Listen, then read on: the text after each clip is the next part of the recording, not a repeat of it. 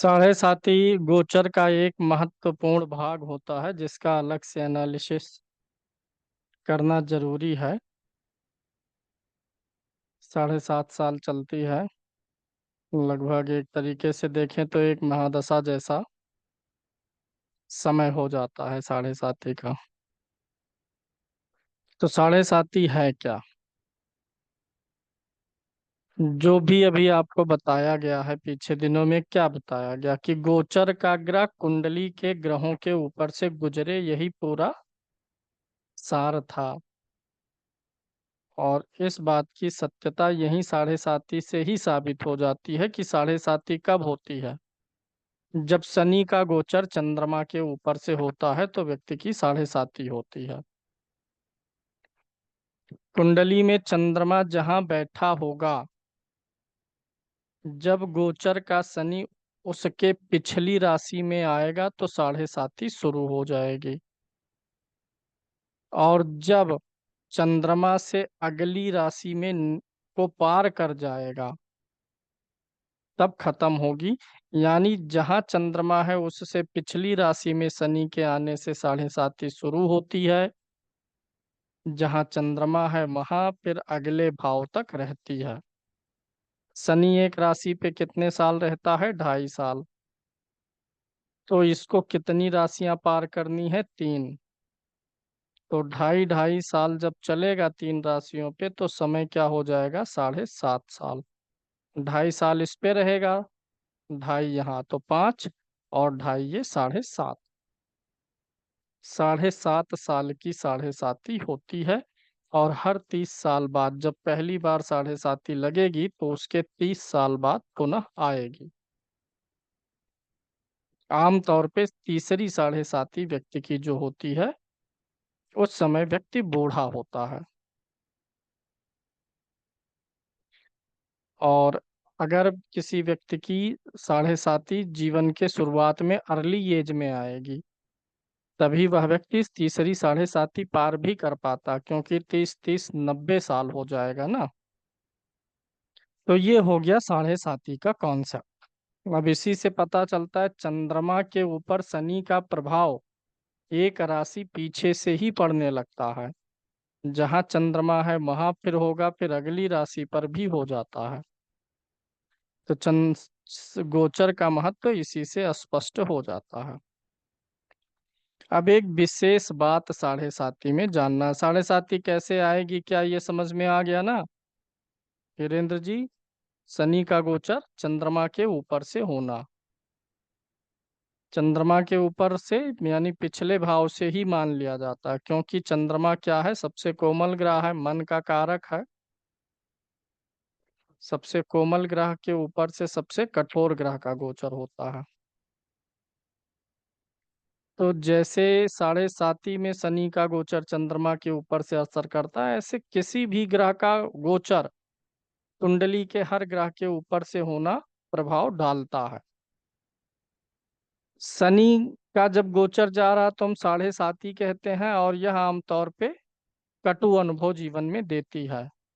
इसी प्रकार से अगर गुरु का गोचर चंद्रमा के ऊपर से हो कुंडली के तो अच्छा अनुभव भी होगा, क्योंकि ये एक शुभ ग्रह है।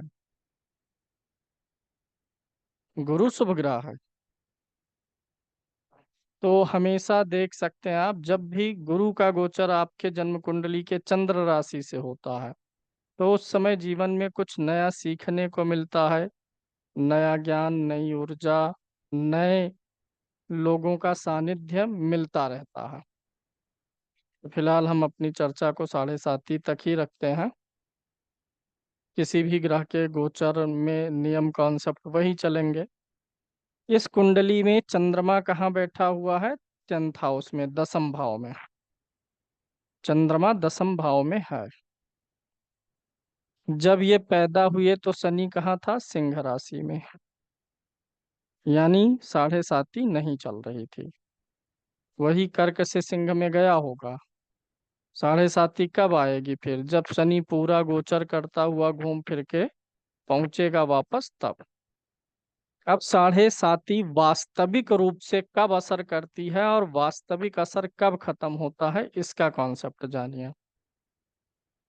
शनि चंद्रमा मिथुन राशि में दसम भाव में है, तो साढ़े साती कब शुरू हो जाएगी? जब शनि यहाँ वृषभ राशि में आएगा। वृषभ राशि में शनि कितना चलेगा? 30 अंश चलेगा ना। चंद्रमा से पीछे 30 अंश यहाँ चलेगा। चंद्रमा जहाँ है 30 अंश यहाँ होगा, और अगले राशि में 30 अंश होगा। तो अगर हम तीनों का टोटल करें तो टोटल कितने अंश तक साढ़े साती होती है? 90 अंश।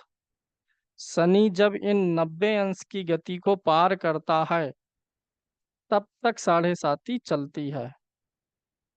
संदीप पांडे जी, 30 अंश यहाँ, चंद्रमा से पीछे वाली राशि में 30 यहाँ, 30 यहाँ, टोटल कितना हो गया? 90। साढ़े साती चलती किस पे है? चंद्रमा पे।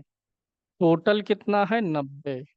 तो जहां चंद्रमा बैठा है उससे 45 अंश पीछे तक और 45 अंश आगे तक साढ़े साती रहेगी। 45 अंश क्यों लिया गया, बात समझ में आई? क्योंकि 3 राशियों पे शनि चलेगा तो टोटल कितना चलेगा? 90 अंश चलेगा। चंद्रमा यहीं पर है तो साढ़े साती, चंद्रमा जितने अंश पर है उससे 45 अंश पीछे शनि रहेगा तो शुरू होगी, और जब चंद्रमा से 45 अंश आगे निकल जाएगा तो खत्म हो जाएगी। क्योंकि ये तीनों भाव मिला करके 90 अंश होंगे, तो 45 चंद्रमा के पीछे, 45 चंद्रमा के आगे। एक राशि कितने अंश की है? 30। समझिए, अगर किसी कुंडली में चंद्रमा 15 अंश का है, चंद्रमा कितने अंश का है? 15। तब व्यक्ति की साढ़े साती जब शनि पिछली राशि में प्रवेश करेगा तभी शुरू हो जाएगी। श्रीदेव जी, जब चंद्रमा 15 अंश का होगा ना, तो पिछली राशि में जब प्रवेश करेगा तो कितना अंश चलेगा? 30। और यहाँ कितना चलेगा? 15। तो 30 15 45 हो जाएगा। यानी यह नियम कि पिछली राशि में जब शनि आएगा तब साढ़े साती शुरू होगी, यह स्थूल विधि है। लेकिन वास्तविक असर कब आएगा? जितने अंश पे चंद्रमा है उतना हमें 45 अंश पीछे और आगे तक लेना है। इसी कुंडली में हम मान लेते हैं कि चंद्रमा 20 अंश का है। चंद्रमा कितने अंश पर है? 20 अंश पर है। तो जब वृषभ राशि में शनि पहुंचेगा तो कितने अंश पर पहुंचेगा वृषभ में, तब शुरू होगी। चंद्रमा 20 अंश पे है तो चंद्रमा से 45 अंश लीजिए, 20 तो यहाँ मिल गया, और यहाँ कितना मिलेगा? 25। तो 20 20 40 5 45 होगा। यानी वृषभ राशि में जब शनि 5 अंश पे पहुंचेगा तब साढ़े साती शुरू होगी, ना कि पहुंचते ही 0 अंश से शुरू हो जाएगा। क्योंकि चंद्रमा, देखिए ऐसे समझ लीजिए, 15 अंश हमारा क्या है? मानक है। ठीक ठीक साढ़े साती का अगर चंद्रमा 15 अंश पर है तो शनि इंटर करते ही साढ़े साती देगा। अब चंद्रमा 15 अंश से जितना आगे होगा, जितने अंश, उतने अंश पिछली राशि में बाद में साढ़े साती शुरू होगी। 15 अंश से कितना आगे है? अगर 20 अंश पे है तो 15 5 20, 5 अंश आगे है। तो वृषभ में 5 अंश पर जब शनि आएगा तब शुरू होगा। अब आप लोग जवाब बताइए, अगर चंद्रमा 25 अंश का है तब साढ़े साती कब शुरू होगी? चंद्रमा 25 अंश का है तो 15 से कर लीजिए, 15 से कितना आगे है? 10 अंश आगे है। तो वृषभ में जब शनि 10 अंश पे आएगा तब साढ़े साती शुरू होगी। ठीक है। लेकिन इसी में एक दूसरे प्रकार से भी बन सकता है कि चंद्रमा 15 अंश से आगे ना हो बल्कि पीछे ही रहे। चंद्रमा 8 अंश का है, आप बताइए। 8 अंश का है तो 45 अंश हमें लेना है। तो इस भाव में हमें पूरे 30 मिल गए। ठीक है, ये पूरा वृषभ राशि पे पूरा 30 मिला। और अगले भाव में चंद्रमा 8 अंश पर है, तो 8 और मिला तो कितना हो गया? 38 ही हुआ है। घट कितना रहा है? 7 अंश घट रहा अभी ना 45 में। तो पिछली राशि में ही जब 7 अंश बचा रहेगा तभी शुरू हो जाएगी सात। मेष राशि में जब शनि महाराज 23 अंश पर होंगे तभी साढ़े साती शुरू हो जाएगी। क्योंकि जब मेष पे 23 पे रहेंगे, अब घटाइए तो अब 45 लगभग पूरा होगा। देखते हैं करके, मेष पे 23 अंश पे है, कितना चलेगा तो 30 हो जाएगा 7। मेष राशि में 7 अंश मिला, वृषभ राशि में पूरा 30 मिलेगा। और यहाँ इस राशि में चंद्रमा 8 अंश पर है, तो 8 अंश यहाँ मिलेगा, 7 8 अंश। अब टोटल करिए, 8 7 15 5 और 3 1 4, 45 अंश। मतलब कोई जटिल गुणा गणित नहीं है, सीधा सा कॉन्सेप्ट है। अगर चंद्रमा 15 अंश के आगे जा रहा है तो जितना अंश आगे है पिछली राशि में उतना अंश छोड़ करके शुरू होगा। और अगर आपको 15 अंश से कम है तो इसी प्रकार से घटा लेना है। अब मैं एक आप लोगों को एक्सरसाइज दे रहा हूँ, 2 मिनट का समय दूंगा, आप लोग बताएंगे। मान लेता हूँ चंद्रमा धनु राशि में है। चंद्रमा धनु राशि में 3 अंश का है। चलिए बताइए, साढ़े साती वृश्चिक राशि में शनि कितने अंश पे आएगा तो शुरू होगा? वृश्चिक में आएगा कि तुला से ही शुरू होगा? और कब खत्म होगा, मकर में खत्म होगा कि कुंभ में? हिसाब निकालिए, चंद्रमा 3 अंश का है।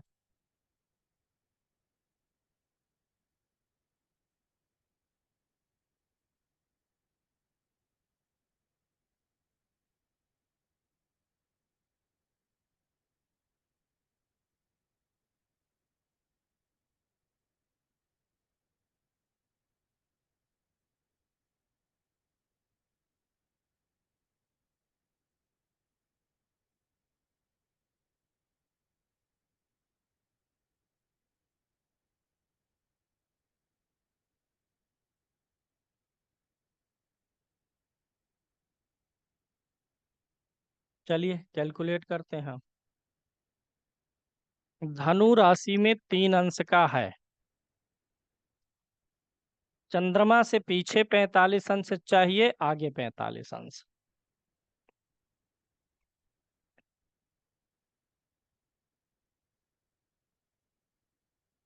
तो यहाँ पे धनु राशि में हमें कितने अंश मिल रहे हैं? 27 अंश मिलेंगे। 3 अंश पे चंद्रमा है, तो आगे हमें कितने अंश मिलेंगे? 27। 3 अंश पे है तो 27 चलेगा, तब 30 पूरा होगा। तो 27 यहाँ मिलेगा, और कितना जोड़ेंगे तब 45 हो जाएगा? 27, 3 जोड़े 30, 10 40 5 45, 18 अंश। यानी मकर राशि के 18 अंश पर जब शनि आएगा तो साढ़े सात ही खत्म हो जाएगी। क्योंकि 3 अंश पे यहाँ है ना, तो 27 अंश हमको चंद्रमा से आगे इधर मिला है। यही होगा ना? 18 आया है कि नहीं आप लोगों का, या हमसे गड़बड़ी हो रही है? अब पीछे बताइए। पीछे चंद्रमा 3 अंश पे है, इसका मतलब क्या है कि ये जो धनु राशि है ना, इसके शुरुआती भाग में ही बैठा है। ये धनु राशि में यहाँ से यहाँ तक पूरा क्या है? 30 अंश है। तो 3 अंश का है, तो यही कहीं चंद्रमा है। तो इधर हमको कितना अंश मिलेगा चंद्रमा के? अगर चंद्रमा 3 अंश पर है तो 3 अंश के पीछे 45 अंश लीजिए। मान लेते हैं 3 यहाँ मिल गया, इसमें 30 पूरा इसमें मिला, 33 हुआ। अभी 45 में कितना बचा हुआ है? 33 10 43, और 2 बचा। 33 10 43, 10 2 12, तुला राशि में 12 अंश निकाल दीजिए। 12 निकाल दिए तो कितना बचा? 18। जब यहाँ पर 18 अंश पे तुला राशि में शनि होगा तभी साढ़े साती शुरू हो जाएगी। कोई दिक्कत? मतलब अंश कैलकुलेट कर लीजिएगा, ठीक है। सिर्फ साढ़े साती इसी प्रकार से नहीं, बहुत बार आप देखेंगे कि लगेगा देखने में, इसी कुंडली में इनकी जो है मिथुन राशि है, आपने देखा शनि यहाँ आया तो साढ़े साती शुरू होगी, यहाँ से हटा खत्म। लेकिन बहुत बार लगेगा, बहुत बार ऐसा होगा कि शनि सिंह राशि में रहेगा तो भी साढ़े साती चल रही होगी व्यक्ति की। तो डिग्री कली देख लेना होगा। साढ़े साती का वास्तविक असर जब चंद्रमा से शनि 45 अंश पीछे और 45 अंश आगे तक जाता है तब तक रहेगा। 90 अंश का गोचर जो है चंद्रमा के ऊपर से शनि की साढ़े साती होती है। चंद्रमा क्या है? मन है। और जीवन को अनुभव देने वाला ग्रह कौन सा है? शनि। गुरु तो ज्ञान है भैया, ज्ञान और अनुभव में अंतर होता है राजेश जी। गुरु आपको ज्ञान देता है, शनि आपको अनुभव देता है। इसीलिए गुरु शनि की युति बहुत अच्छी क्यों मानी जाती है? क्योंकि ऐसे व्यक्ति के अंदर ज्ञान और अनुभव दोनों का मिश्रण हो जाता है। युति हो या दोनों एक दूसरे को देख रहे हो या दोनों ना ही देख रहे हो, कोई एक ही एक को देख दे, बहुत अनुभव आ जाता है उस व्यक्ति में। तो चंद्रमा मन है हमारा, हमारा विचार है। मन ही तो विचार होता है, विचार ही मन है अरविंद जी। और शनि क्या है? अनुभव है। अनुभव कैसे आता है? गलतियों से आता है, सबक सीखने से आता है अनुभव। तो साढ़े साती पहले तो अब नोट कर लीजिए, साढ़े साती होगी कब, फिर साढ़े साती का असर मैं बताता हूँ। लिखिए, जन्म कुंडली का चंद्रमा जिस राशि में बैठा होता है, जन्म कुंडली का चंद्रमा जिस राशि में बैठा होता है,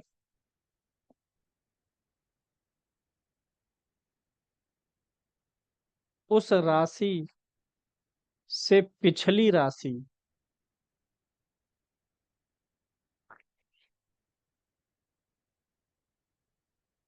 उस राशि से पिछली राशि पर शनि का गोचर, पिछली राशि पर शनि का गोचर साढ़े साती की शुरुआत है।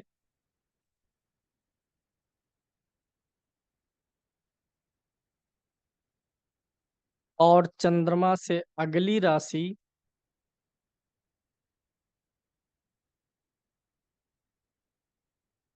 चंद्रमा से अगली राशि तक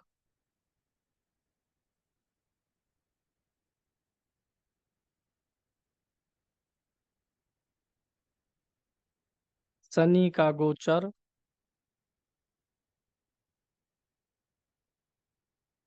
साढ़े साती होती है।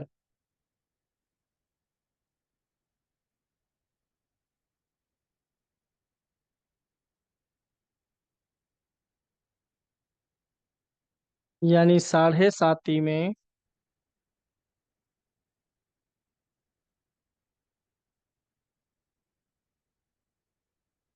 शनि तीन राशियों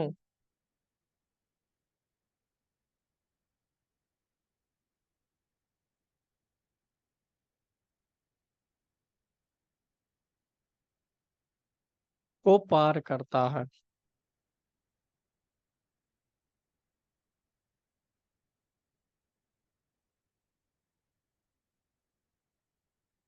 जिसका मतलब यह हुआ कि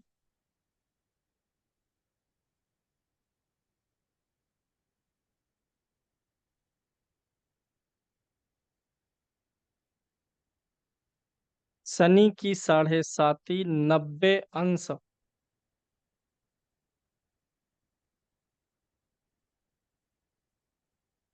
90 अंश की दूरी 90 अंश की दूरी तक के गोचर में रहती है। 90 अंश तक की दूरी के गोचर में रहती है। शनि का गोचर 90 अंश की दूरी जब पार करेगा।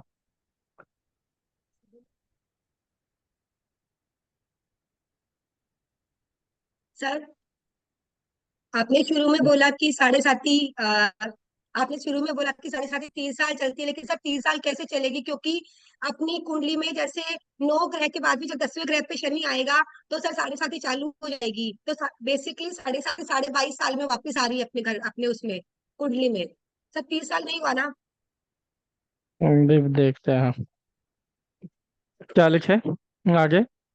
अर्थात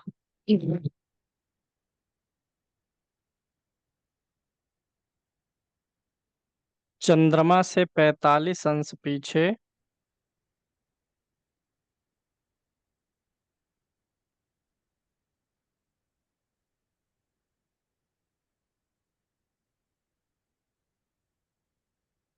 और चंद्रमा से 45 अंश आगे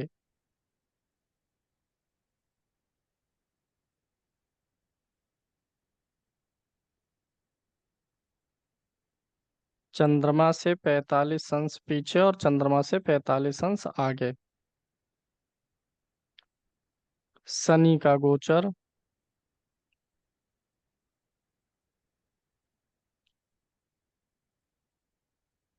साढ़े साती का प्रभाव देता है। 30 अंश में जहां से शुरू किया है वहीं पे पहुंचता है।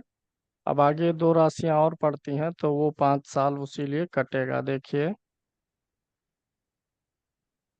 शनि यहीं पहुंचेगा तो साढ़े साती शुरू हो जाएगी। वास्तव में ये जो पूरी राशि चक्र है, इसको पार करने में शनि को 30 साल लगता है।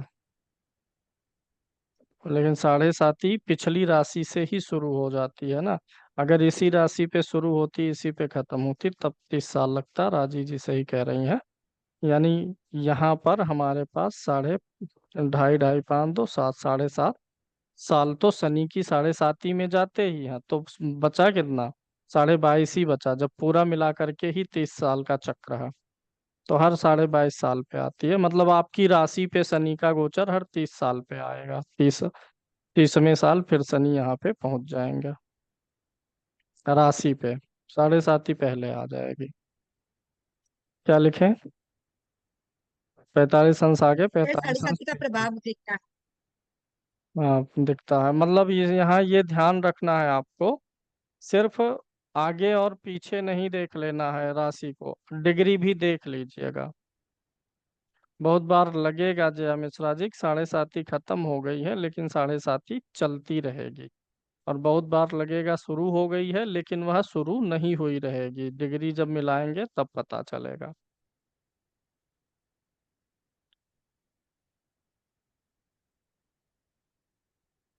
अब इसका असर देख लेते हैं। गुड नीति इवनिंग बोलिए। सर। Good evening sir. जी। सर मैं बोलती हूँ ना कि शनि वक्री भी होता है ना, वक्री हम्म। होके फिर वापस पीछे की ओर चल देता है, इसलिए ये लगभग 30 साल का समय आता है। 30 साल में पूरे राशि चक्र को ही पार करेगा। बीच में वक्री होकर के पहुंचेगा। साढ़े साती शुरू भी होती है, फिर वापस रिवर्स भी हो जाती है, फिर शुरू होती है। जैसे मीन राशि की अभी जो साढ़े साती शुरू हुई है, तो ये 17 जनवरी को आई है। बीच में पहले आके फिर रिवर्स हुई थी। तो आती यस रहेगी, सर, वही। रिवर्स होती रहेगी। यह कोई इशू नहीं है। या तो उस समय के गोचर पंचांग आज से देख लिया जाएगा, कब किस राशि में। कॉन्सेप्ट क्या है ये बस समझ में आ जाए। और शेष कब है कब नहीं है तो ये तो देखना पड़ेगा उस समय के गोचर से। 30 साल उसको पूरा ये 12 राशि पार करने में लगता है। अब लिखेंगे साढ़े साती का प्रभाव।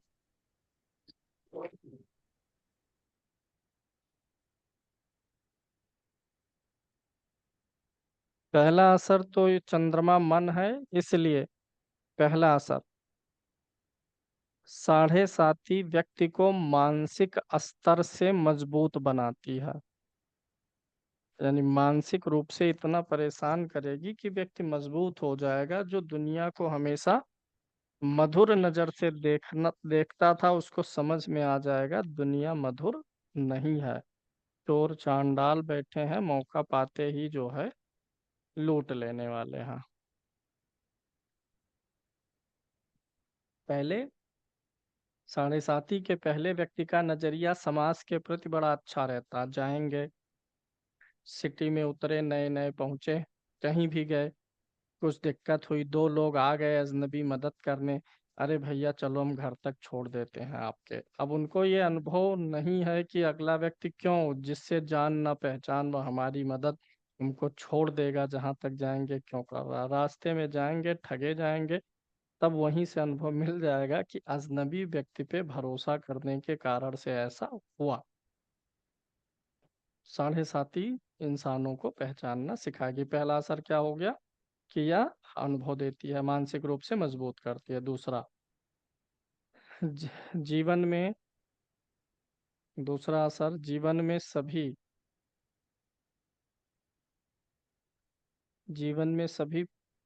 फर्जी रिश्ते, फर्जी रिश्तों की सच्चाई सामने आ जाएगी। मतलब फर्जी, हम अपनी भाषा में बोल रहे हैं, आप लोग लिख लीजिए। कोई भी ऐसा व्यक्ति जो बड़ा ईमानदार आपके सम्मुख बना हो, बड़ा ढकोसला रचता हो कि अरे हम आपके बड़े शुभेच्छु हैं, ये हैं वो हैं, और वास्तव में अगर वो नहीं है, तो साढ़े साती में उसकी पोल आपके सम्मुख खुलेगी। यानी साढ़े साती में अक्सर रिश्ते बिगड़ते हैं, इसीलिए लोग कहते हैं रिश्ते बिगड़ रहे हैं। तो रिश्ते नहीं बिगड़ रहे हैं, वास्तव में रिश्ते पहले से बिगड़े थे, बस आपको पता नहीं था। आपको लगता है कि फला व्यक्ति मुझसे नाराज हो गया, मेरे साथ नहीं, वास्तव में वह नाराज नहीं था, और नाराज पहले से था, पता साढ़े साती ने आपको चला दिया है। बालवीर जी, आपको बलवीर जी पता चला कि कोई व्यक्ति है, साढ़े साती शुरू हुई, साल भर बीता, तो पता चला आपका एक मित्र था, वह आपका साथ छोड़ गया। वास्तव में वह पहले आपके साथ था ही नहीं, बस साढ़े साती ने आपको सच्चाई का ज्ञान करा दिया। तो साढ़े साती में जो रिश्ते टिक जाते हैं, समझ लीजिए वो रिश्ते आपके जीवन में खरे हैं, सच्चे हैं। कोई भी व्यक्ति जो अपने स्वार्थ से या किसी भी प्रकार से आपको बेवकूफ बना रहा होगा, उसकी सच्चाई सामने आएगी। आप भी बना रहे होंगे तो आपकी भी सच्चाई उसके सामने जाएगी। तो रिश्तों की सच्चाई पता चल जाती है, कौन साथ है कौन विपक्ष में है। ये तो सबसे पहले होता है, साढ़े साती शुरू होते ही रिश्तों की परख बहुत जबरदस्त करवाएगा। और तीसरा लिखिए, लोगों की पहचान करना सिखा देता है। लोगों की, समाज की पहचान करना सिखाता है। पहले उसको लगता था कि इस संसार में हर कोई जो हाथ फैला रहा है वह परेशान है, उसकी मदद करनी चाहिए। मदद करते थे, 10,000, 20,000, 50,000।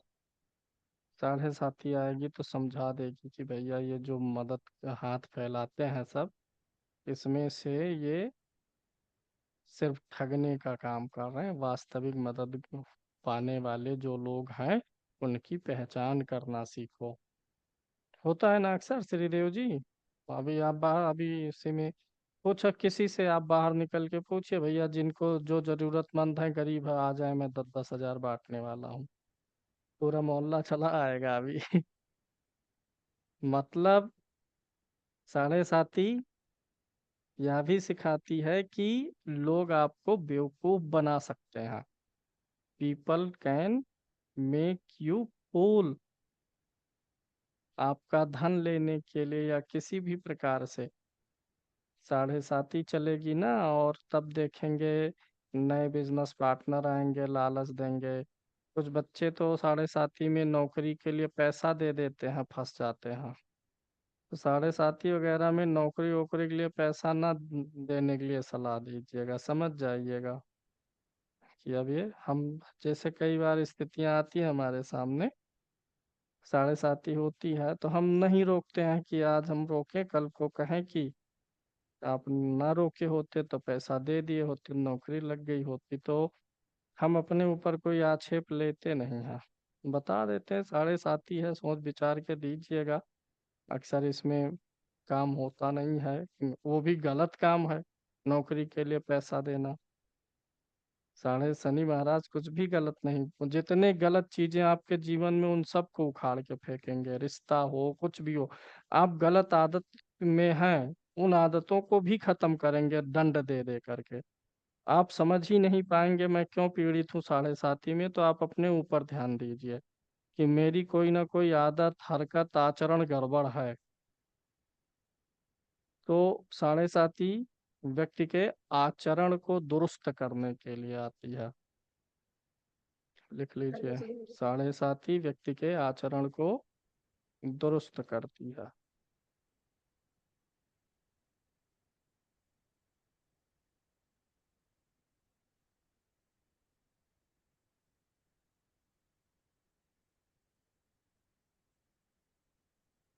साढ़े साती में मन आलसी भी हो जाता है, आलस्य बढ़ता है, क्योंकि शनि धीमा ग्रह है, चंद्रमा मन है, मन के ऊपर शनि का गोचर होगा। तो साढ़े साती में आलस्यपन बढ़ता है, व्यक्ति के अंदर से उतावलापन खत्म होता है।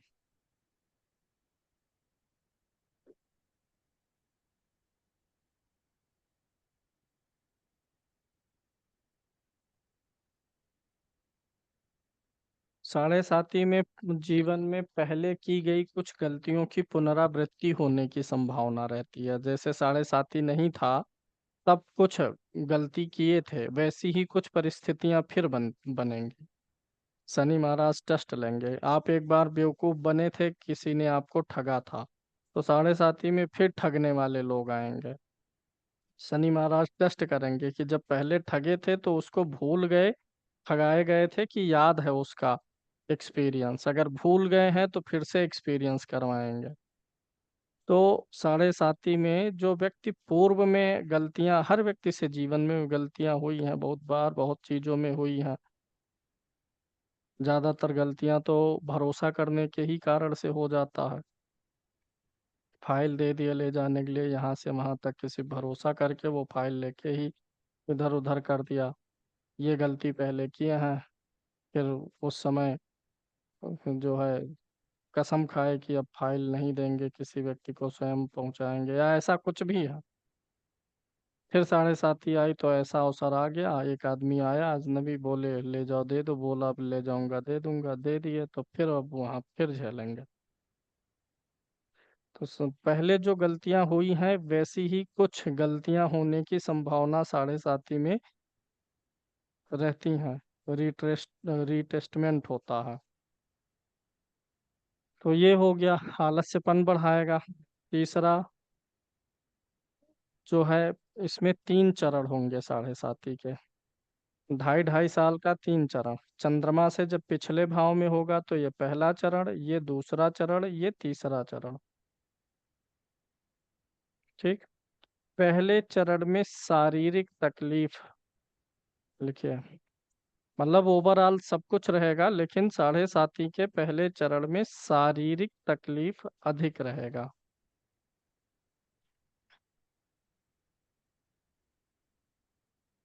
दूसरे में मानसिक तकलीफ अधिक रहेगा। ऐसा नहीं है पहले में मानसिक तकलीफ नहीं रहेगा। पहले चरण की साढ़े साती में अगर मानसिक तकलीफ है तो समझ जाइए दूसरे में क्या हाल करेगा फिर। क्योंकि मानसिक तकलीफ वाला मेन तो दूसरा चरण है। पहले में हेल्थ या फिजिकल लॉस, दूसरे में मेंटल लॉस, तीसरे में वेल्थ लॉस, नौकरी हो गई, धन हो गया, यश प्रसिद्धि हो गई, पूंजी। तीसरे चरण जिसे भी आप पूंजी मानते हैं, आप अपने मान सम्मान को पूंजी मानते हैं, किस चीज को? Anything which is like a property, like a treasure to you, that will be lost in third phase of साढ़े साती। First phase is difficult for physical life, for your body. Second is problematic for your mental issues. Third is difficult for your job, wealth, and people of your family will leave you alone whenever any problem occurs in your life during the third phase of साढ़े साथी के तीसरे चरण में कुटुंब भी साथ छोड़ देता है. अरे भाई, चंद्रमा से दूसरा भाव होगा, दूसरा भाव कुटुंब का होता है ना. तो तीसरे चरण में ऐसी चीजें होती हैं कि कुटुंब के लोग आपका अपेक्षित सहयोग नहीं करते हैं. कुल मिलाकर के साढ़े साती 20% लोगों की ठीक भी जाती है, लेकिन किसी की भी साढ़े साती हो, वह जीवन को नया अनुभव और सबक देके जाएगी. पूरे 7.5 साल में आपको जीवन जीना सीखना आ जाएगा. आपको यह पता चल जाएगा कि आपको अपनी जिंदगी अपने गर्ज जीनी है, किसी दूसरे के गर्ज नहीं जी सकते हैं. अजीत मिश्रा जी, फैमिली को ब्लैकमेल करके किसी को हमारा ये करो नहीं तो हम भाग जाएंगे, घर छोड़ के चले जाएंगे, जाके मिठाई खा लेंगे कहीं. साढ़े साथी के दौरान आप सारी नौटंकी करके, देख के, झेल के अंत में सत्य ज्ञान की प्राप्ति पाएंगे कि अपनी जिंदगी अपने बल पे जीना है. ज्यादा अति करोगे न समाज काम आएगा न कुछ. चार थबरा लगा करके लोग खदेड़ देंगे.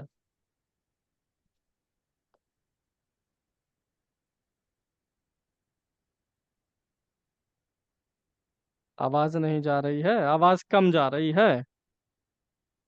सर कम आ रही है आवाज. चलिए अब जोर से बोलते हैं.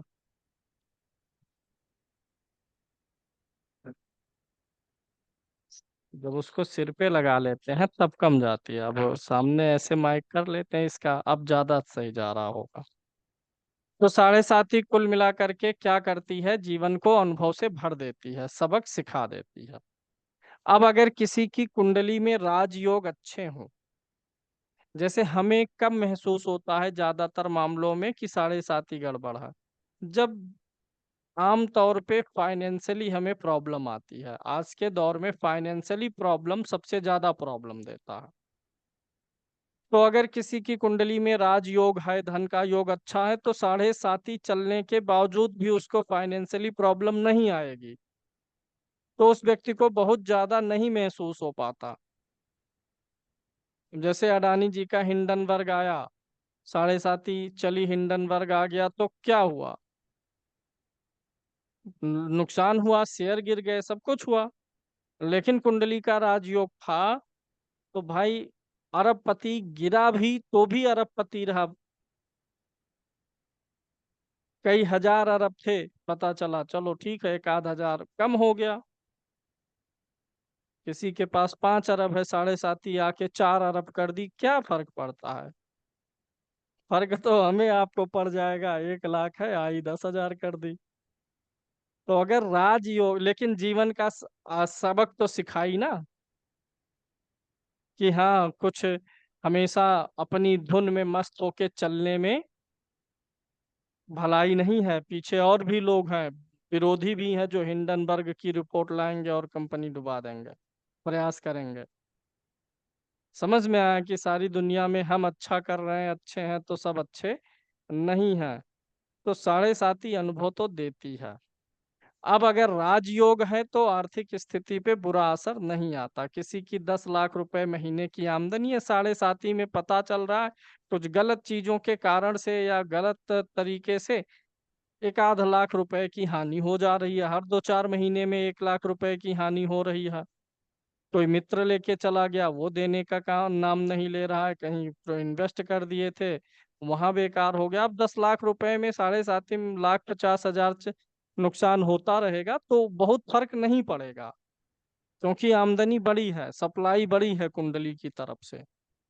लेकिन अगर कुंडली में सप्लाई बड़ी नहीं है, कुंडली कमजोर है, राजयोग नहीं है, तब ज्यादा समस्याएं आएंगी, तब पता चलेगा कि आर्थिक स्थिति अगर गड़बड़ होती है तो ज्यादा मैटर करता है। तो साढ़े साती में भी राजयोग कुंडली के भीतर क्या है, कैसे हैं, उस हिसाब से भी जानना चाहिए।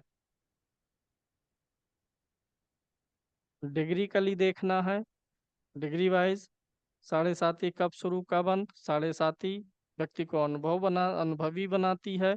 साढ़े साती में धोखा, चीटिंग, फ्रॉड, रिश्ते टूटना, ये सब नॉर्मल चीजें हैं, क्योंकि ये सब आपको सबक सिखाती है कि हाँ, आप भरोसा बेवजह करोगे तो लो एक बार धोखा खाओ, फिर भरोसा करना बंद कर दोगे।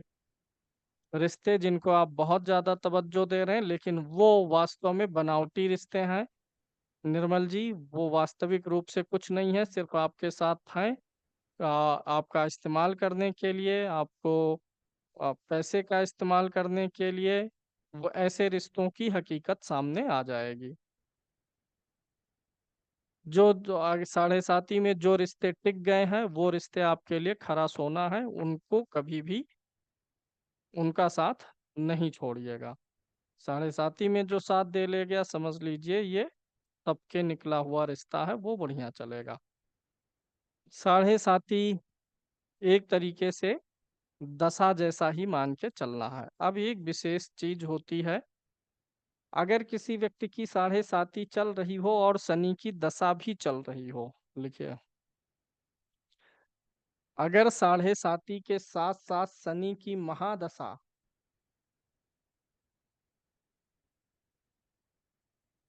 भी चल रही हो,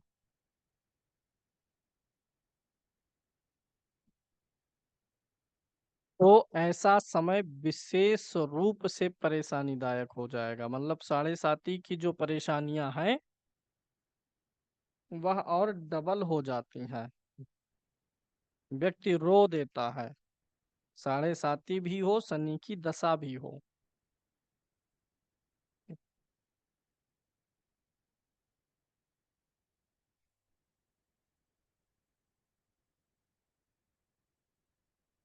नेक्स्ट, साढ़े साती हो लेकिन दशा में कोई शुभ ग्रह चल रहा हो,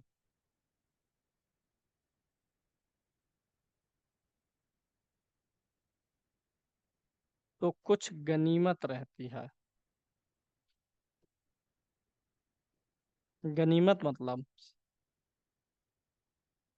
कंसेशन करती है साढ़े साती।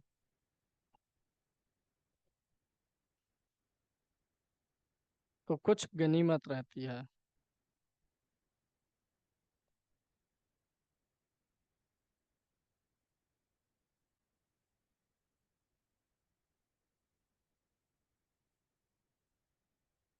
साढ़े साती का ज्यादा दुष्प्रभाव ऐसे व्यक्तियों पर नहीं आता है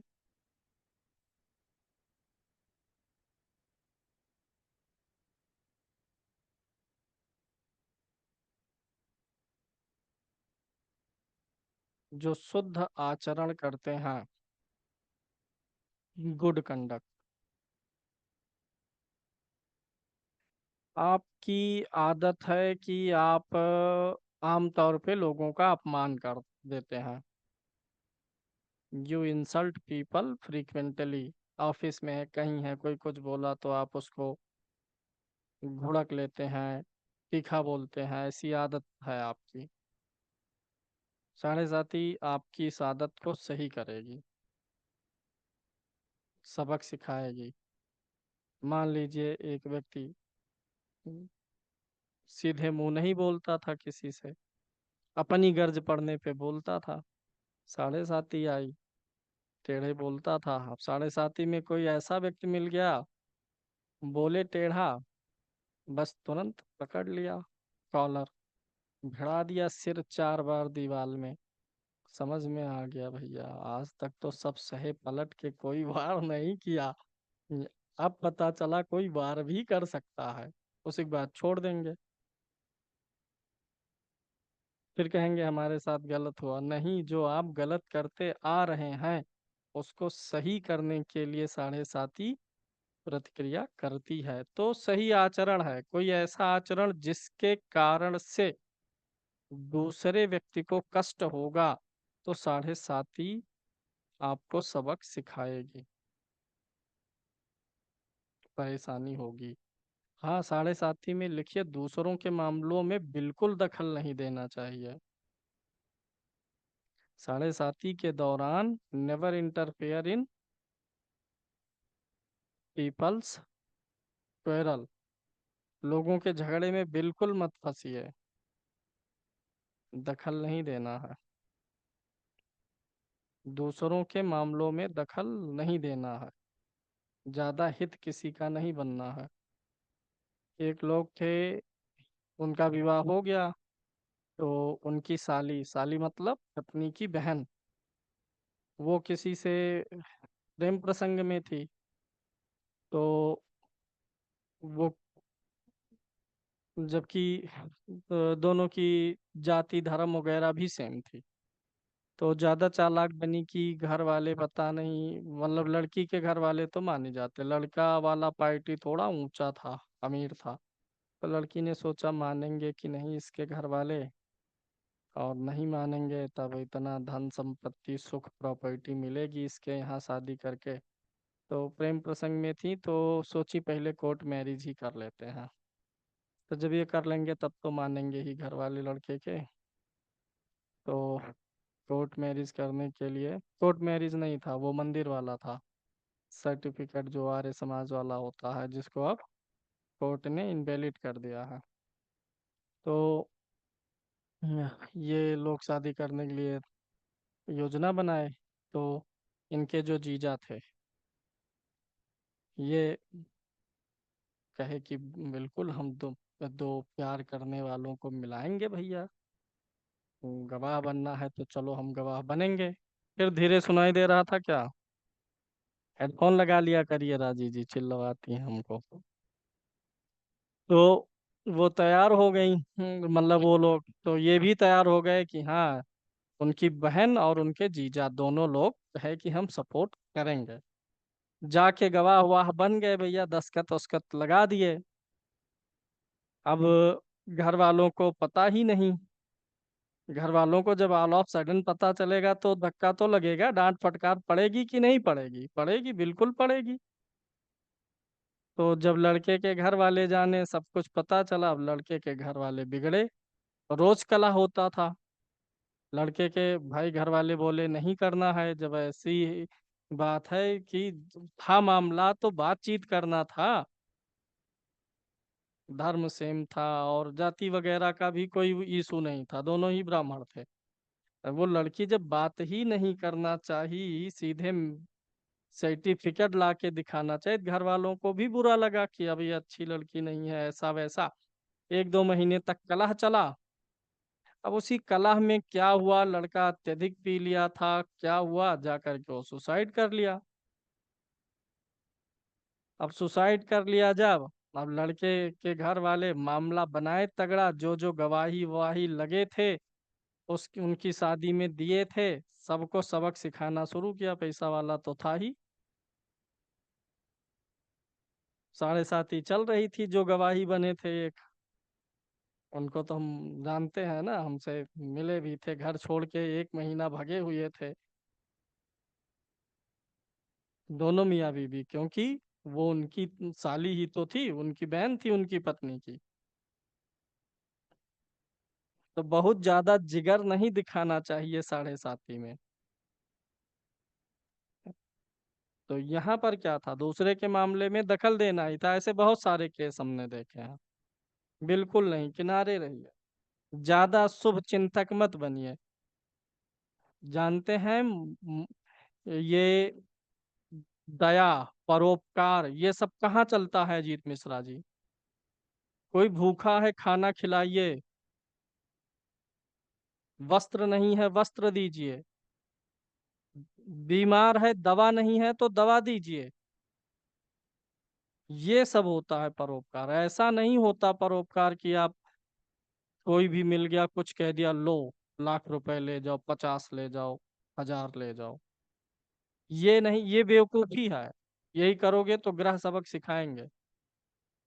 आप मदद किसकी कर रहे हैं, क्या वह मदद जिस चीज के लिए मांग रहा वह वास्तविक है कि नहीं है, वो जरूरी है। जान के मदद करना, अन्यथा समाज में बहुत है नंगे भूखे हैं, उनको 100-50 बांट दीजिए अपनी इच्छा से, वहां फर्क नहीं पड़ेगा। तो साढ़े साती भी बताती है कि हर जगह, अब ये क्या सोचे होंगे, मदद ही तो सोचे, चलो हम गवाह बनेंगे, मदद हो जाएगा दो लोगों का। यहाँ मदद करने की कोई जरूरत नहीं है, लड़ाई लड़िए, प्यार किया कोई चोरी नहीं की। लड़े दोनों लोग, अपने परिवार से राजी करें, मनाएं, डांट सहें, मार सहें। जहां लड़ के स्ट्रगल करके चीज मिलेगी वहीं व्यक्ति कदर समझेगा। और लड़का मर गया, उस लड़की की अभी 4 महीने पहले शादी हुई है, हो गई, दूसरा दूल्हा मिल गया उसको, वही जो आर्य समाज में शादी की थी, लड़की मेरी होती, लड़का दूसरा शादी किया होता। क्या ये सब चीजों से दूर रहना सब ढकोसला है। मतलब जिंदगी में सख्त होके जीना भी जरूरी है, हमेशा इमोशन नहीं। इसी में से कितने लोग हैं बहुत ज्यादा इमोशन हो जाते हैं, रजनीश तिवारी बहुत इमोशन नहीं। हम हैं ऐसे बहुत रोने वाले, दिन भर कम से कम 10 से 5 लोग रोने आते हैं। गुरु जी ये है वो है, ये बहुत मदद किए हैं, सबकी जितने लोगों की मदद किए सब ठीक ठाक जो रहे हैं। वो भी पैसा खा के बैठ गए हैं, कोई उधार लेके गया दिया ही नहीं, सब फंसा के बैठे हैं। किसी को 2 लाख रुपए उधार दे देंगे, वही 2 लाख रुपए की SIP कर देंगे, 4 साल में 2 लाख का 4 लाख होगा, 3 लाख होगा, वो खा के डकर के बैठ गया। आप तो दयावान बन के कि बेचारे का घर झटका हुआ है मदद कर देते हैं।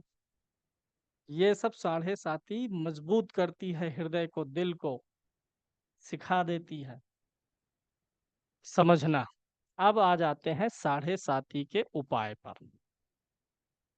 मतलब जब भी कुंडली देखेंगे तो सबसे पहले बोलेंगे आपकी फला लगन है, फला राशि है। जब राशि बोलेंगे उसी समय ही साढ़े साती देख लेना। जैसे इसी कुंडली को शुरू कैसे करेंगे बोलना, आपकी कन्या लगन है और मिथुन राशि है, वर्तमान में आपकी कोई साढ़े साती वगैरह नहीं चल रही है। ऐसे प्रैक्टिस कर लीजिए, ऐसे ही बोलना है शुरू में।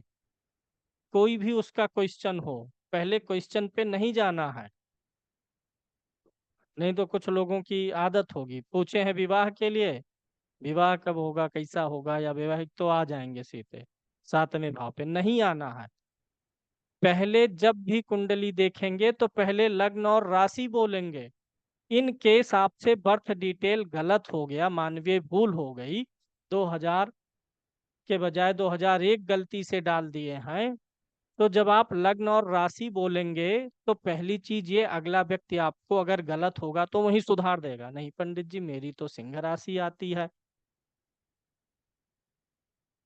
तो नहीं बोले, बोलते चले गए, बाद में उसको पता चला गलत देख उठा। जब लग्न राशि आमतौर पे 98% लोग अपनी लग्न और राशि आज के समय में जानते हैं जो कुंडली दिखा रहे हैं। तो पहले लग्न राशि बोलेंगे तो ये एक चीज गड़बड़ी से बच जाएंगे। अगर गड़बड़ है तो शुरू में पता चल जाएगा, बर्थ डिटेल करेक्ट कर लेंगे, यानी आगे प्रेडिक्शन आपकी सही रहेगी। नहीं फिर से डबल मेहनत करेंगे बाद में जब पता चलेगा। और जब राशि बोलिए तो उसी समय साढ़े साती भी बोल दीजिए। साढ़े साती जब हो जाए पहले साढ़े साती ही प्रिडिक्ट कर दीजिए। देख लीजिए कितना कैसे चला है, पहले चरण में ही सब कुछ नहीं हो जाएगा तबाही। जब ये जान लीजिए कि दो आधा झेल चुका है 45 अंश, तो समझ लीजिए इसको आधा अनुभव मिल चुका है। तो साढ़े साती चल रही बोल सकते हैं, देखिए साढ़े साती चल रही है, रिश्ते बिगड़ेंगे, कुछ रिश्तों की सच्चाई पता चलेगी। मानसिक रूप से थोड़ा दबाव महसूस करेंगे आप हर जगह, फैमिली लाइफ हो, प्रोफेशनल लाइफ हो, तो साढ़े साती में मानसिक दबाव महसूस होता रहेगा। तो पहले साढ़े साती ही प्रिडिक्ट कर दीजिए। अब साढ़े साती में भी कुछ चीजें होती हैं, जैसे चंद्रमा कितना पीड़ित है इस पे भी निर्भर करता है। झेलना किसको है, चंद्रमा को। चंद्रमा जब ज्यादा कमजोर होगा तो साढ़े साती के दुख का अनुभव अधिक होगा। दुख सबको बराबर ही देती है साढ़े साती, बस झेलने की क्षमता अलग होती है। तो नोट करिए तो इस बात को वहीं पर थोड़ा। तो चंद्रमा जितना कमजोर होगा, साढ़े साती में दुख का अनुभव उतना अधिक होगा।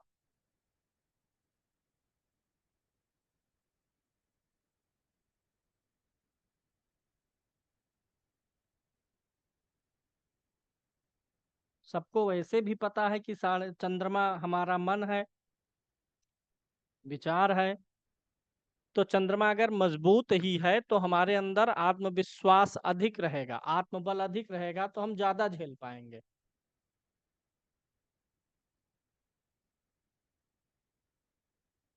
उतना ही अधिक होगा।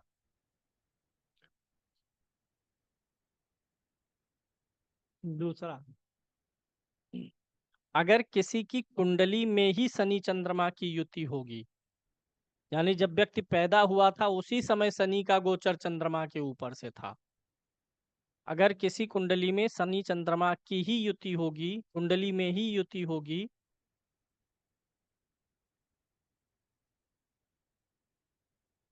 तो भी साढ़े साती ज्यादा कष्ट का अनुभव कराएगी।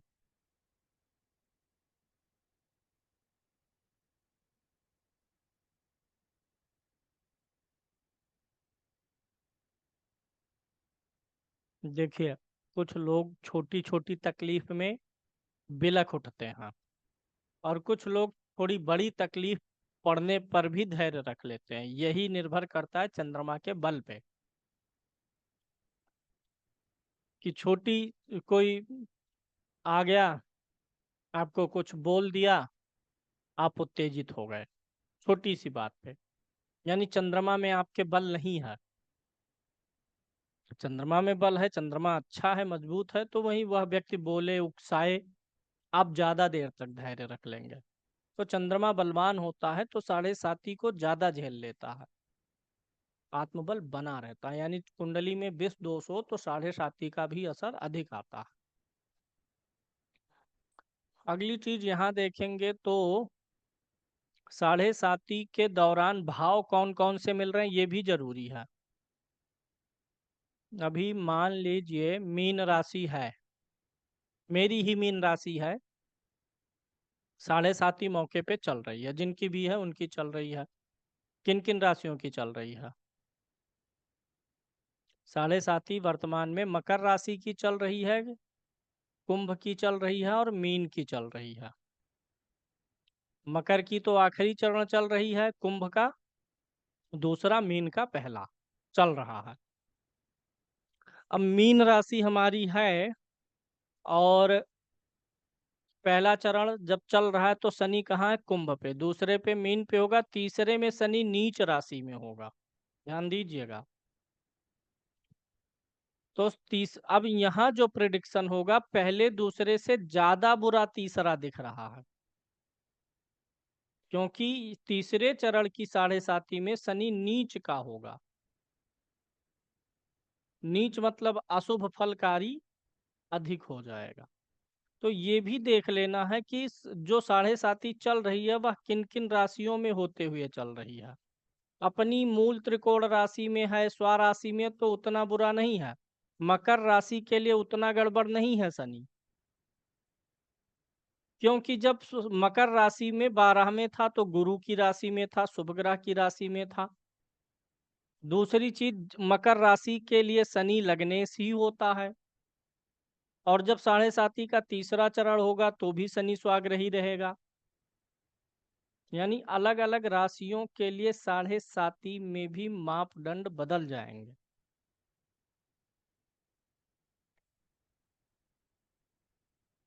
किस भाव में है, राशि में है, ये भी देखना जरूरी होगा।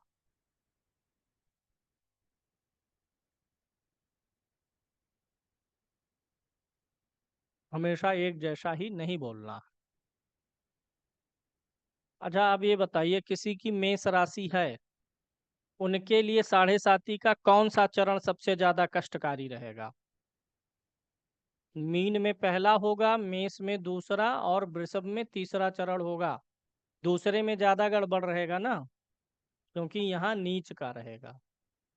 वहीं मीन राशि के लिए तीसरा गड़बड़ रहेगा, तीसरे में नीच का होगा। तो इस प्रकार से जजमेंट करना है। अब जैसे मान लीजिए कन्या राशि है किसी की, कन्या राशि में बताइए 3 चरण, तुला, कन्या और सिंह, कौन सा ज्यादा गड़बड़ रहेगा? अगर राशि अनुसार देखेंगे तो सिंह राशि पहला चरण ज्यादा गड़बड़ रहेगा, क्योंकि उस समय शनि कहाँ रहेगा? शत्रु राशि में। दूसरे में मित्र राशि में, तीसरे में उच्च का है। कन्या राशि का मित्र भी है शनि, तो यहाँ पर ज्यादा ठीक रहेगा। यहाँ इस प्रकार से थोड़ा जजमेंट और अधिक बनाया जा सकता है। दूसरा, साढ़े साती के दौरान नक्षत्र भी वही देख लेना है। साढ़े साती में कब कब उग्र और तीक्ष्ण नक्षत्र में जा रहा है, 90 अंश चलेगा तो नक्षत्र भी बीच बीच में बदलेगा। तो साढ़े साती के दौरान जब उग्र और तीक्ष्ण नक्षत्रों में जाएगा, तब उस समय थोड़ा ज्यादा गड़बड़ कर सकता है।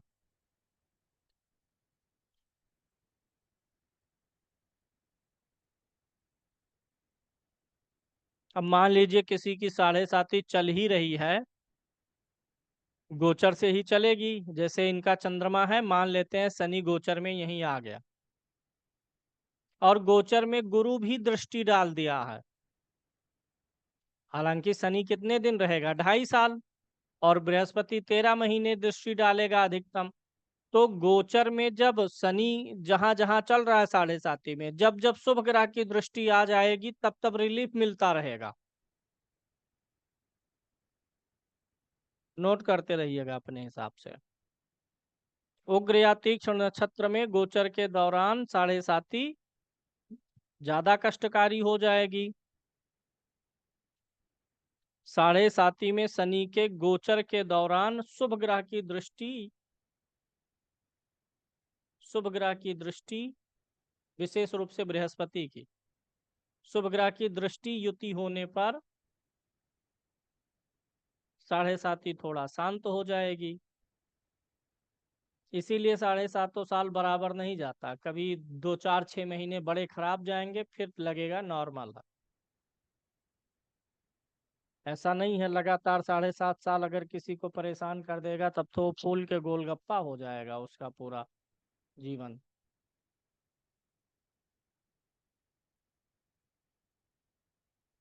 तो साढ़े साती में भी शनि के ऊपर पड़ने वाली दृष्टियों का भी आकलन करना है। अब मान लीजिए शनि के जैसे बृहस्पति की दृष्टि पड़ी, गोचर हुआ तो अच्छा हुआ, लेकिन उसी साढ़े साती में राहु की दृष्टि पड़ी, राहु का भी गोचर हुआ, तो अब और ज्यादा बिगड़ जाएगी। क्योंकि चंद्रमा के ऊपर एक क्रूर ग्रह शनि तो जा ही रहा है, दूसरा राहु भी क्रूर ग्रह आ गया। तो इन सारे चीजों को मिला के देखना है। अब आ जाते हैं साढ़े साती के उपाय पर।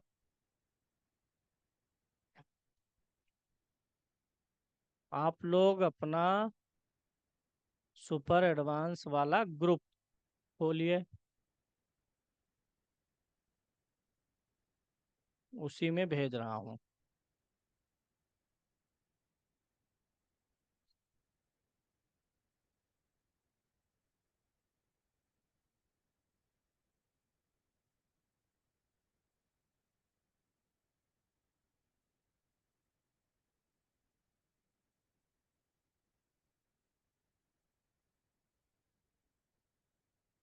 तो ट्रायल्स,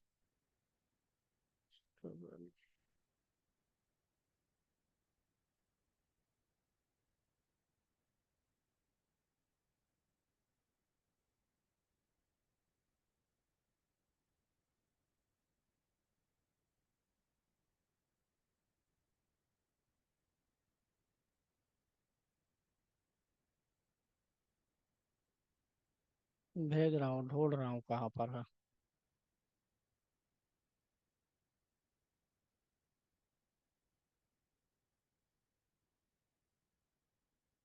साढ़े साती से जुड़ा हुआ नोट और उपाय दोनों इसमें है, हालांकि ये पहले भी आप लोगों को भेजा गया है, लेकिन आप लोग पढ़ते कहाँ हैं। अब पढ़ लें शायद। ग्रुप में देखिए पीडीएफ गया है साढ़े साती से जुड़ा हुआ, मिला। इसको प्रिंट करिएगा, इसमें उपाय भी है साढ़े साती के बारे में और अधिक डिस्क्रिप्शन भी है। अब ग्रहों के गोचर और उसके अष्टक वर्ग को बताते हैं,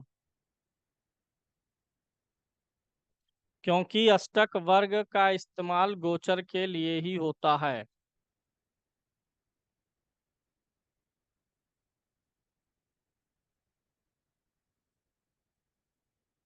एक होती है सर्वाष्टक कुंडली। जब आप अपना सॉफ्टवेयर खोलेंगे या किसी भी प्रकार से अष्टक वर्ग पर आएंगे,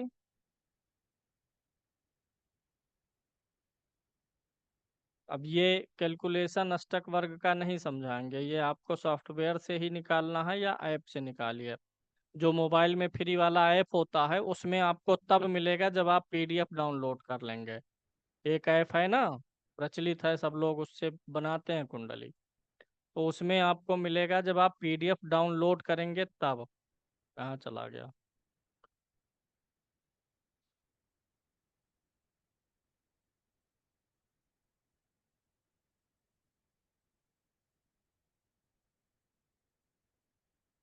ये आ गया अष्टक वर्ग।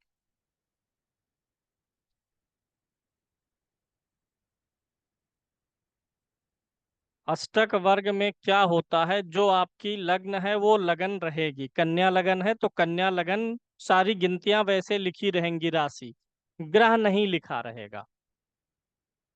अष्टक वर्ग जैसे जो अभी कुंडली दिखाए थे वो कन्या लगन की थी, यहाँ बगल में कुंडली भी खोल दे रहे हैं। ये देखिए ये कुंडली है, कन्या लगन की कुंडली थी तो कन्या लगन यहाँ भी बनेगा और सारी राशियां लिख दी गई। और अष्टक वर्ग होता क्या है, जैसे चंद्रमा यहाँ दसम भाव में है, चंद्रमा से दूसरे में बुध गुरु हैं। इसके लिए पीडीएफ भेजा गया है अष्टक वर्ग वाला, उसको पढ़ लीजिएगा। मैं यहाँ पे सूक्ष्म रूप से समझा रहा हूँ, ज्यादा गणित पढ़ना है तो पीडीएफ भेजा गया था उसमें है। वैसे बहुत उसको पढ़ने की जरूरत नहीं है, गणित निकाल लीजिएगा सॉफ्टवेयर से, नहीं तो बहुत देर लाइन खींचेंगे, लकीरें खींचेंगे। जैसे चंद्रमा यहाँ पर है तो चंद्रमा से दूसरे में बुध गुरु है, तीसरे में शनि सूर्य है, चौथे में ये है। हर ग्रह एक दूसरे से कुछ ना कुछ दूरी पर होता। जैसे चंद्रमा से केतु कहाँ है, दसम में, तो केतु से चंद्रमा कहाँ है, चतुर्थ में। हर ग्रह एक दूसरे से कुछ ना कुछ भाव की दूरी पर होता है। तो एक दूसरे से जो दूरी पर हैं ग्रह, एक दूसरे के बैठने के अनुसार एक दूसरे को कंफर्ट दे रहे हैं कि डिसकंफर्ट, आराम दे रहे हैं कि कष्ट दे रहे हैं, इसी आधार पे ये बनता है। ग्रहों की जो परस्पर कुंडली में पोजिशनिंग है, एक दूसरे से ऐसे पोजीशन में है कि वो उससे दुखी हो रहा है कि उससे उसको आराम मिल रहा है। जैसे किसी भाव में मान लीजिए उर्वशी ठक्कर जी बैठी हैं, किसी भाव में रिंकू अग्रवाल जी बैठी हैं, किसी भाव में राजी जी बैठी हैं। अब रिंकू अग्रवाल जी जिस भाव में बैठी हैं, उस भाव में बैठने से राजी जी को अच्छा फील हो रहा, हाँ ये अच्छी जगह पर है, यहाँ से मेरे मार्ग में कोई अवरोध नहीं है, जरूरत पड़ने पे मेरी मदद कर देंगी। तो राजी जी रिंकू जी को एक पॉइंट दे देंगी, मतलब एक अंक दे देंगी कि लो बोनस रख लो, आप हमारे ऐसी जगह पर बैठी हैं जहां से मुझे कंफर्ट फील हो रहा है, पॉइंट दे दिए। ऐसे हर ग्रह एक दूसरे को अंक देते हैं जो जिससे कंफर्ट जोन में होते हैं, तो वही गिनतियां यहाँ पर लिखी जाती हैं। हर ग्रह हर राशि में पॉइंट देता है कि ये राशि मेरे जहाँ है, मेरे से जितनी दूर मेरे लिए अच्छी है कि बुरी है, इसी आधार पे ये चीज बनती है। अब यहाँ पे देखिएगा, जहां पे अधिक पॉइंट बन रहे हैं इसका मतलब है कि उस भाव से अधिक ग्रह कंफर्ट हो रहे हैं। जैसे यहाँ 10th भाव में 37 बिंदु हैं। 37 बिंदु कब अधिक हुआ? जब 9 ग्रहों में ज्यादातर ग्रहों ने यहाँ पे पॉइंट दिया होगा एक दूसरे से परस्पर कॉम्बिनेशन के अनुसार। यहाँ पर देखिए 19 पॉइंट है, कम है। यानी यहाँ 12वें भाव को ज्यादातर ग्रहों ने पॉइंट नहीं दिया। 12वें भाव से प्रसन्न नहीं हो रहे हैं ज्यादा ग्रह। सबसे ज्यादा पॉइंट कहाँ है? 10th भाव में। यानी ज्यादातर ग्रह 10th भाव से प्रसन्न हो रहे हैं। जहां अधिक पॉइंट है उस भाव से ग्रह अधिक प्रसन्न हो रहे हैं, जहां कम पॉइंट है उस भाव से कम प्रसन्न हो रहे हैं। ठीक। जब गोचर में कोई भी ग्रह चलेगा तो कुंडली के किसी ना किसी भाव में पहुंचेगा। जैसे इनकी चंद्रमा मिथुन राशि में है, ये लगन कुंडली इधर है, मिथुन राशि में चंद्रमा है, तो यहाँ कितने पॉइंट मिले हैं? 37 पॉइंट मिले हैं। जहां अधिक पॉइंट मिले होते हैं वो भाव मजबूत हो जाता है, बलवान हो जाता है। ध्यान दीजिएगा, अधिक पॉइंट का मिलना उस भाव को मजबूत करता है। तो चंद्रमा यहीं बैठा है, तो यानी कि चंद्रमा जहां बैठा है ये भाव मजबूत है। तो ये एक प्रकार से आप ऐसे भी देखेंगे कि गोचर के दौरान भाव मजबूत है कि नहीं है। अगर भाव मजबूत है तो अशुभ गोचर को ज्यादा झेलने की क्षमता है, और भाव मजबूत है तो शुभ गोचर का फल भी अधिक मिलेगा। अब इनकी 7.5 में जब शनि 12 में रहेगा तो यहाँ कितने पॉइंट है? 34। ज्यादा एवरेज पॉइंट जो होता है 28 होता है। 28 एवरेज है, 28 के नीचे बिलो एवरेज धीरे धीरे होगा। जैसे यहाँ संतान वाले पंचम भाव में 20 पॉइंट है, ये बहुत बिलो एवरेज है, एवरेज के बहुत नीचे है। यानी ये भाव मजबूत नहीं हो रहा है ग्रहों के कॉम्बिनेशन में। तो जब भाव में अष्टक वर्ग की गिनतियां भी अधिक होंगी तो समझ जाइएगा यहाँ बुरे ग्रह का गोचर ज्यादा कुछ बिगाड़ नहीं पाएगा, और शुभ ग्रह का गोचर आएगा तो ज्यादा कुछ दे भी जाएगा। ठीक है। ये चार्ट आपको निकालना होगा अपने सॉफ्टवेयर से ही या मोबाइल से निकालिए। इसका नाम है सर्वाष्टक वर्ग, समुदाय अष्टक वर्ग। सर्वाष्टक बोलिए चाहे समुदाय बोलिए। इसके अलावा अन्य वर्ग होते हैं प्रस्तर, प्रस्तर अष्टक वर्ग होते हैं, तो उसका अलग नियम है। ये चीज समझ में आई कि नहीं आई? अब अगर अष्टक वर्ग से कुंडली भी देखना चाहें तो जहां जहां पॉइंट अधिक मिल रहे हैं उन उन भावों में ग्रहों का गोचर व्यक्ति को शुभ परिणाम देता है। जैसे इनके तीसरे भाव में 32 पॉइंट है, तो अगर कोई शुभ ग्रह यहाँ आएगा तो शुभ प्रभाव अधिक देगा। और अगर कोई खराब ग्रह यहाँ पर आएगा गोचर करते हुए इनके कुंडली के तीसरे भाव में, खराब ग्रह आएगा जो अशुभ ही देना चाहता है, तो वो अशुभ भी कम दे पाएगा, क्योंकि भाव क्या है? मजबूत है। तो ये अष्टक वर्ग के पॉइंट से भाव मजबूत होते हैं। अच्छा, अभी आज के तारीख में अंगारक दोष बना हुआ है। मंगल राहु की युति चल रही है गोचर में। आज की कुंडली खोलिए, मंगल राहु की युति चल रही है भैया। मीन राशि में मंगल राहु का गोचर चल रहा है। अब इस मीन राशि में जो मंगल राहु का गोचर है उसको इसी कुंडली पे अप्लाई करेंगे तो यही 7वें भाव में बनेगा कि नहीं बनेगा? कन्या मीन राशि में है आज की तारीख में मंगल राहु। तो अगर गोचर में कोई योग बन रहा है, दुर्योग बन रहा है, तो वह आपकी कुंडली के किस भाव में बन रहा है ये देखिए। अगर उस भाव में पॉइंट अधिक है तो उस दुर्योग का असर गोचर में आपके ऊपर कम आएगा। अच्छा, मंगल राहु का अंगारक दोष बना तो संसार भर के लोगों के ऊपर एक जैसा असर नहीं डालेगा। मान लीजिए किसी के अष्टम भाव में अंगारक दोष बन गया, कुंडली में नहीं गोचर में बन रहा, गोचर में मंगल राहु एक साथ है और जिस राशि में है वह अष्टम भाव में पड़ रही है। अब अगर पॉइंट अधिक होंगे तो कम तकलीफ देगा, पॉइंट कम होंगे तो तकलीफ अधिक। ये जो पॉइंट बढ़ते हैं ये उस भाव को क्या करते हैं, मजबूत करते हैं। 12वें भाव में इसीलिए कम पॉइंट होना अच्छा माना जाता है। क्यों? 12वां भाव किस चीज का है, खर्च का है। तो अगर खर्च वाले भाव में अधिक हो जाएगा तो खर्च का भाव मजबूत हो जाएगा ना, व्यय। इसीलिए धन भाव में अधिक पॉइंट होना और व्यय भाव में कम पॉइंट होना जरूरी होता है। धन भाव ज्यादा मजबूत रहे, व्यय उससे कम रहे। लाभ भाव मजबूत रहे, व्यय उससे कम रहे।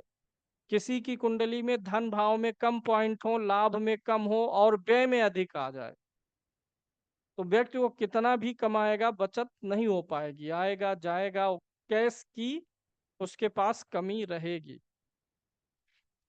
इसी प्रकार से लगन जो है, लगन को तकलीफ कहाँ से मिलती है, छठे, 8वें, 12वें भाव से।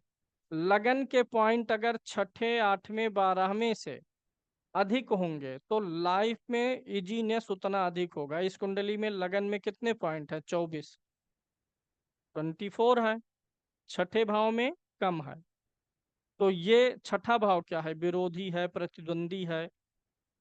तो विरोधी प्रतिद्वंदी वाला ज्यादा मजबूत है कि जातक स्वयं मजबूत है, स्वयं मजबूत है, 24 यहाँ पर है तो लाइफ थोड़ी इजी हुई। अष्टम से देखिए, कंपेयर करिए तो अष्टम में अधिक है और द्वादश से कंपेयर करिए तो द्वादश से अधिक है। इन 3 भावों में से कम 2 भाव जो हो लगन से कम पॉइंट वाले हो तो जीवन आसान रहता है। अन्यथा गोचर में जब जब ग्रह यहाँ आएगा, यहाँ आएगा, यहाँ आएगा, तब तब तकलीफ देता रहेगा।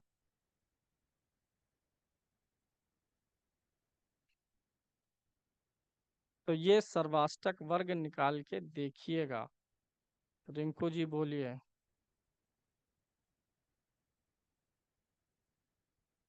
अनम्यूट करिए पहले। कुंडली से जुड़ा कोई सवाल नहीं पूछेंगे, नहीं तो हम तुरंत भड़क जाएंगे। गुरुजी बस ये 6, 8, 12 का ही पूछना था जो आपने बता दिया कि 6, 8, 12 में ज्यादा हो तब आदमी कैसे प्रिडिक्ट करे। ये 8, 12 में कम होना चाहिए, ज्यादा रहेगा तो तकलीफ देगा, हार्डशिप्स देगा। अच्छा। यही 3 भाव जो हैं 6, 8, 12, यही पूरा माया है।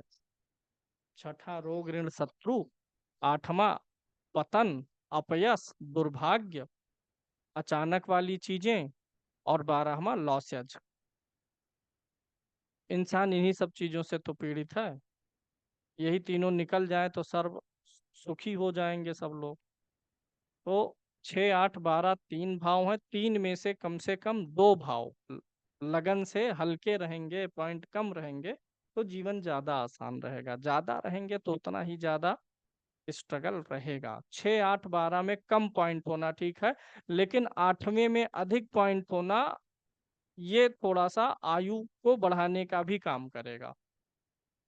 स्ट्रगल फुल रहेगा लेकिन आयु भी बढ़ाएगा। 12वें में ज्यादा नहीं होना चाहिए, धन और लाभ भाव के कंपेयर में।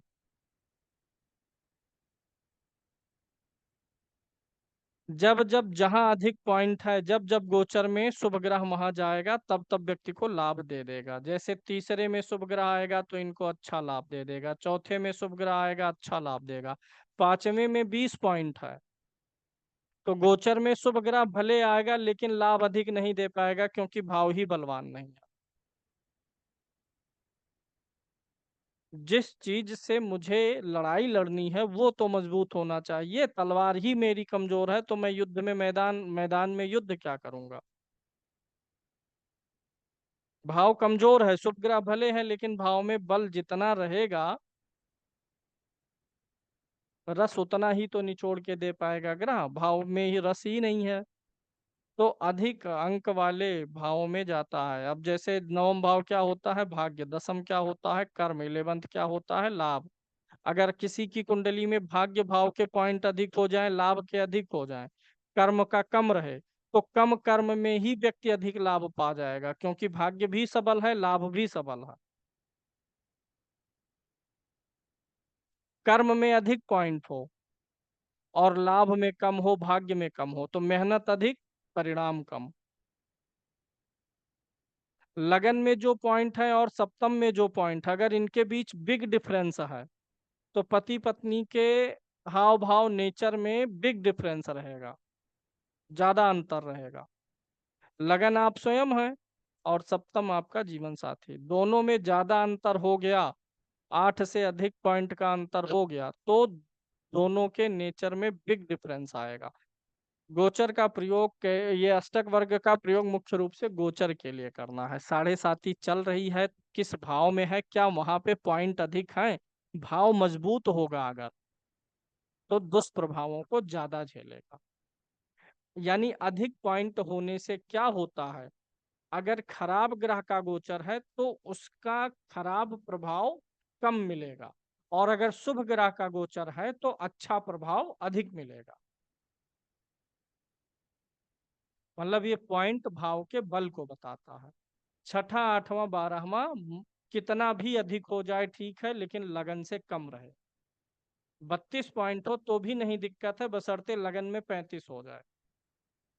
तो इस प्रकार से अष्टक वर्ग देखते हैं। सर्वाष्टक वर्ग पे अगली क्लास में बोलेंगे, नहीं तो आप लोगों का सब खिचड़ी पक जाएगा। 1.5 घंटे का क्लास हो चुका है, हाथ कई लोग उठाए हैं, उठाए रखिए, अगले क्लास में देखेंगे। अष्टक वर्ग आधा घंटे का लगभग रहेगा, उसके बाद डाउट वाउट ले लेंगे, कुंडली से जुड़ा डाउट किसी का नहीं लेंगे। चलिए, 1.5 घंटा बहुत है, आँख अभी इतना काम नहीं करेगी। धन्यवाद। जाइए राजी जी, ड्यूटी करिए पहले, आज गई नहीं ड्यूटी करने।